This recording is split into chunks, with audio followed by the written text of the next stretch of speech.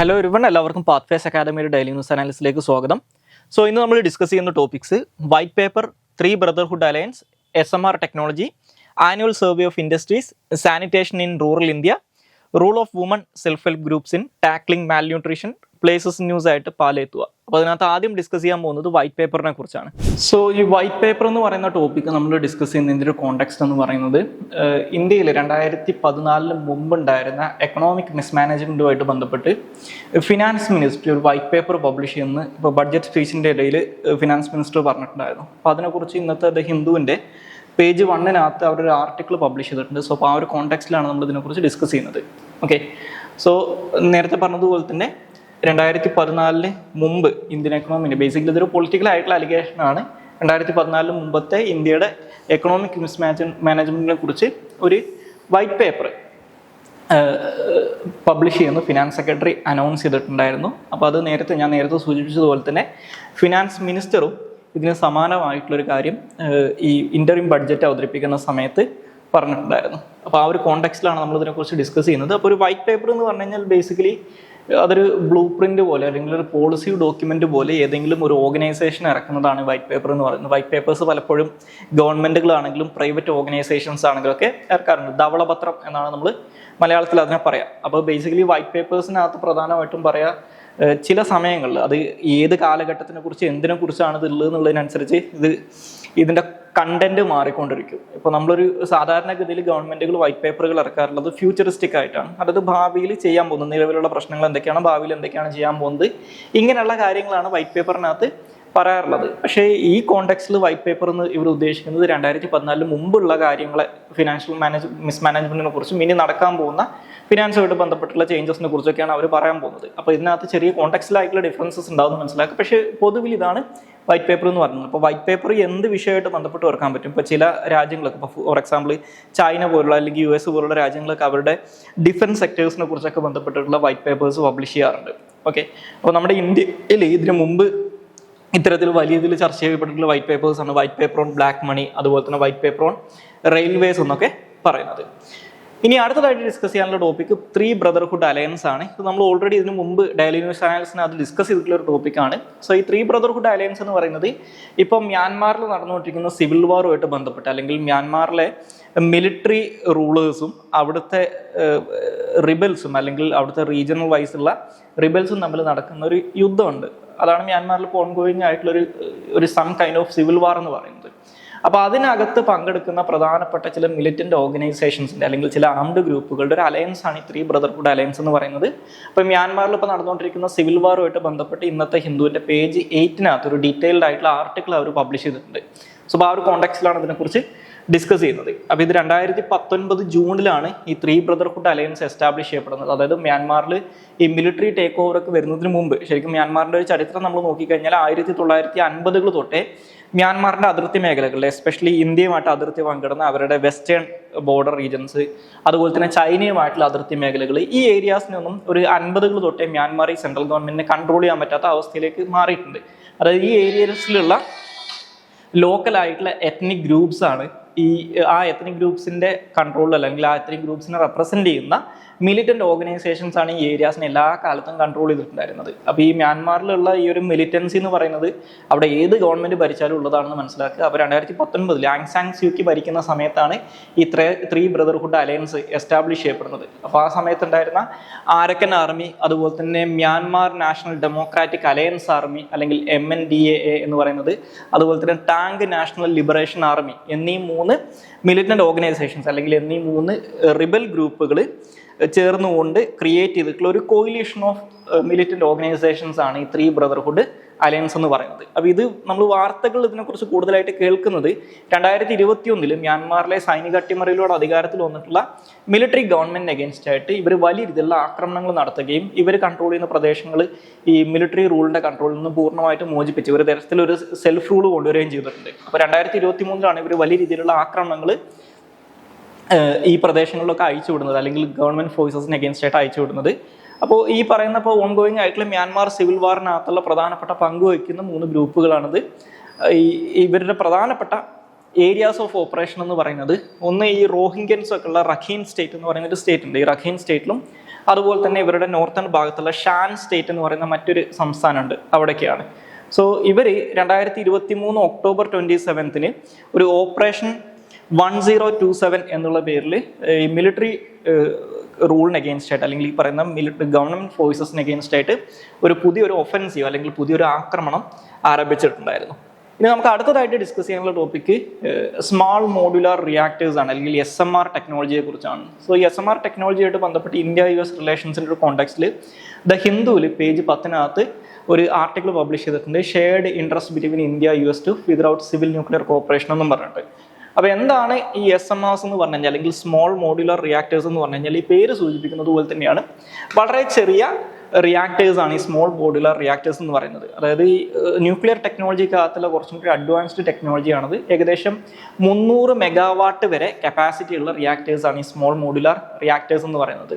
അപ്പോൾ നമ്മൾ സാധാരണഗതിയിൽ വലിയ ഈ ന്യൂക്ലിയർ പവർ പ്ലാന്റുകളുമായിട്ട് കമ്പയർ ചെയ്യുന്ന സമയത്ത് വലിയ ന്യൂക്ലിയർ പവർ പ്ലാന്റുകൾ എന്ന് പറയുന്നത് ആയിരക്കണക്കിന് മെഗാവാട്ട് കപ്പാസിറ്റി ഉള്ളതായിരിക്കും. സോ അപ്പോൾ അതൊക്കെ ആയിട്ട് കമ്പയർ ചെയ്യുന്ന സമയത്ത് വളരെ കുഞ്ഞു റിയാക്ടേഴ്സ് ആണ് ഈ സ്മോൾ മോഡുലാർ റിയാക്ടേഴ്സ് എന്ന് പറയുന്നത്. അപ്പോൾ ഇതൊരു ഇതിനെ എന്തുകൊണ്ട് സ്മോൾ എന്ന് വിളിക്കുന്നതെന്ന് വെച്ച് കഴിഞ്ഞാൽ ഇതിൻ്റെ എനർജി ജനറേഷൻ കപ്പാസിറ്റി വളരെ കുറവായിരിക്കും. എന്തുകൊണ്ട് ഇതിനെ മോഡുലാർ എന്ന് വിളിക്കുന്നതെന്ന് വെച്ച് കഴിഞ്ഞാൽ ഇതൊരു പ്രീ ഫാബ്രിക്കേറ്റഡ് രീതിയിലാണ് ഇത് കൺസ്ട്രക്ട് ചെയ്യുക. അതായത് സാധാരണഗതിയിൽ ന്യൂക്ലിയർ റിയാക്ടേഴ്സ് പ്രൊഡ്യൂസ് ചെയ്യുക കൂടുതലും വലിയ ന്യൂക്ലിയർ നിലയങ്ങൾ അല്ലെങ്കിൽ ആണവ നിലയങ്ങൾ കൺസ്ട്രക്ട് ചെയ്യുന്ന സമയത്ത് ഓൺ സൈറ്റിലാണ് ഇതിൻ്റെ കൺസ്ട്രക്ഷൻ ആക്ടിവിറ്റീസ് ഒക്കെ നടക്കുക, ഈ റിയാക്ടേഴ്സിൻ്റെ ഒക്കെ. പക്ഷേ ഈ സ്മോൾ മോഡുലാർ റിയാക്ടേഴ്സ് എങ്ങനെയാണെന്ന് വെച്ച് കഴിഞ്ഞാൽ ഇത് ഫാക്ടറീസിൽ വെച്ചിട്ട് ഫാബ്രിക്കേറ്റ് ചെയ്ത് അല്ലെങ്കിൽ ഫാക്ടറീസിൽ വെച്ചിട്ട് ഇത് മോഡുലാറായിട്ട് അല്ലെങ്കിൽ ഓരോരോ പാർട്ടുകളായിട്ട് വലിയ ബിഗ് പാർട്ടുകളായിട്ട് നിർമ്മിച്ച് അത് ബേസിക്കലി ഇൻസ്റ്റാളേഷൻ സൈറ്റിലേക്ക് കൊണ്ടുവന്ന് അവിടെ വെച്ച് ഇത് അസംബ്ലിയാണ് ചെയ്യുക. അപ്പോൾ അതുകൊണ്ടാണ് ഇതിനെ സ്മോൾ മോഡുലാർ റിയാക്ടേഴ്സ് എന്ന് പറയുന്നത്. അതുകൊണ്ട് തന്നെ ഇതിൻ്റെ കൺസ്ട്രക്ഷൻ വളരെ പെട്ടെന്ന് തീർക്കാനും പറ്റും. അപ്പോൾ ഇത് സാധാരണഗതിയിൽ നമ്മൾ മറ്റുള്ള ന്യൂക്ലിയർ റിയാക്ടേഴ്സിലൊക്കെ യൂസ് ചെയ്യുന്ന പോലെ തന്നെ ന്യൂക്ലിയർ ഫിഷൻ തന്നെയാണ് ഇവിടെയും യൂസ് ചെയ്യുന്നത് എന്ന് മനസ്സിലാക്കുക. അപ്പോൾ ഇത് എന്തുകൊണ്ട് പ്രത്യേകത ഉണ്ടെന്ന് വെച്ച് കഴിഞ്ഞാൽ വളരെ ചെറുതാണ്, കുറച്ചും കൂടി സ്പീഡി ആയിട്ട് കൺസ്ട്രക്ട് ചെയ്യാൻ പറ്റും. ഈ ചെറിയ ടൗണുകളൊക്കെ അവർക്കൊക്കെ വേണ്ടി ഇലക്ട്രിസിറ്റി പ്രൊഡ്യൂസ് ചെയ്യാൻ ഇത് തന്നെ ധാരാളമാണ്. ഓക്കെ, ഇനി അടുത്തതായിട്ട് ഡിസ്കസ് ചെയ്യുന്ന topic annual survey of industries ആണ്. സോ ഈ ആനുവൽ സർവേ ഓഫ് ഇൻഡസ്ട്രീസുമായിട്ട് ബന്ധപ്പെട്ട് ഇന്നത്തെ ഹിന്ദുവിൻ്റെ പേജ് 13 ഒരു ആർട്ടിക്കിൾ പബ്ലിഷ് ചെയ്തിട്ടുണ്ട്. അപ്പോൾ ആ ഒരു കോണ്ടെക്സ്റ്റിലാണ് നമ്മൾ ഇതിനെക്കുറിച്ച് ഡിസ്കസ് ചെയ്യുന്നത്.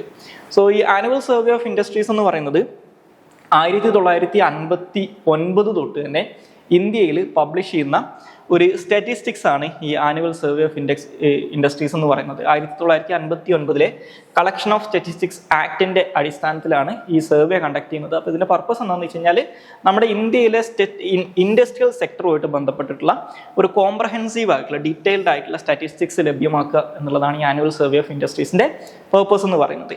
അപ്പോൾ ഇതിൻ്റെ മറ്റൊരു ലക്ഷ്യം എന്ന് പറയുന്നത് ഇന്ത്യയിലെ രജിസ്റ്റേർഡ് ആയിട്ടുള്ള മാനുഫാക്ചറിങ് ഇൻഡസ്ട്രീസ് നമ്മളൊരു നാഷണൽ ഇൻകത്തിലേക്ക് ആസ് എ ഹോൾ എത്രത്തോളം കോൺട്രിബ്യൂട്ട് ചെയ്യുന്നുണ്ട് എന്നുള്ള കാര്യങ്ങളൊക്കെ എസ്റ്റിമേറ്റ് ചെയ്യുക എന്നുള്ളതാണ് ഇതിൻ്റെ ലക്ഷ്യം.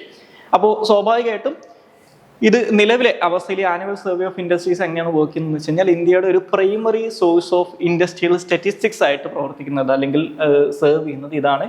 നമ്മുടെ ഇന്ത്യയിലെ മാനുഫാക്ചറിങ് സെക്ടറുമായിട്ട് ബന്ധപ്പെട്ടിട്ടുള്ള വളരെ കോംപ്രഹെൻസീവ് ആയിട്ടുള്ളൊരു ഡാറ്റ ഈ ആനുവൽ സർവേ ഓഫ് ഇൻഡസ്ട്രീസ് ഇവിടുത്തെ പോളിസി മേക്കേഴ്സിനെ കൊടുക്കുന്നുണ്ട്. അപ്പോൾ ഇതിനകത്ത് ഇവർ കണക്കിലെടുക്കുന്ന അല്ലെങ്കിൽ ഈ ആനുവൽ സർവേ ഓഫ് ഇൻഡസ്ട്രീസിൻ്റെ ഭാഗമായിട്ട് അവർ സർവേ ചെയ്യുന്നത് 10 എംപ്ലോയീസോ അതിൽ കൂടുതലോ ഉള്ള മാനുഫാക്ചറിങ് യൂണിറ്റ്സ് ഉണ്ടാവും. പവർ യൂസ് ചെയ്യുന്ന അല്ലെങ്കിൽ ഇലക്ട്രിസിറ്റി യൂസ് ചെയ്യുന്ന മാനുഫാക്ചറിങ് യൂണിറ്റ്സ് ഉണ്ടാവും. അതും അല്ലെങ്കിൽ പവർ യൂസ് ചെയ്യാത്ത ഇലക്ട്രിസിറ്റി യൂസ് ചെയ്യാത്ത മാനുഫാക്ചറിങ് ഇൻഡസ്ട്രീസ് ആണെങ്കിൽ 20 എംപ്ലോയീസോ അതിൽ കൂടുതലുള്ള പവർ യൂസ് ചെയ്യാത്ത മാനുഫാക്ചറിങ് ഇൻഡസ്ട്രീസ് ഇത് തൊട്ടുള്ള എല്ലാ മാനുഫാക്ചറിങ് ഇൻഡസ്ട്രീസും ഇതിൻ്റെ കീഴിൽ ഇവർ ഈ കണക്കെടുപ്പിൻ്റെ ഭാഗമായിട്ട് സ്റ്റാറ്റിസ്റ്റിക്സ് കളക്ട് ചെയ്യാറുണ്ട്. അപ്പോൾ ഇത് റിലീസ് ചെയ്യുന്നത് ministry of statistics and programme implementation ആണ്.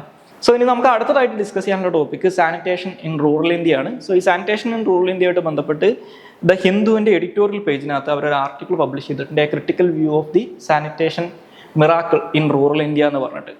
അപ്പോൾ അതിൻ്റെ ഒരു കോണ്ടെക്സ്റ്റിലാണ് നമ്മൾ ഇതിനെക്കുറിച്ച് ഡിസ്കസ് ചെയ്യുന്നത്. സോ ഈ sanitation coverage in rural India ഇപ്പോൾ റീസെൻ്റ്ലി വലിയ രീതിയിലൊരു ഇമ്പ്രൂവ്മെൻറ്റ് കാണിച്ചിട്ടുണ്ടെന്നാണ് പറയുന്നത്. അപ്പോൾ അതിന് ഈ സ്വച്ഛ് ഭാരത് മിഷൻ പോലുള്ള പദ്ധതികൾ വലിയ രീതിയിൽ സഹായിച്ചിട്ടുണ്ടെന്നും പറയുന്നത്. അപ്പോൾ ആ ഒരു കോണ്ടെക്സ്റ്റിലാണ് നമ്മൾ ഇതിനെക്കുറിച്ച് ഡിസ്കസ് ചെയ്യുന്നത്.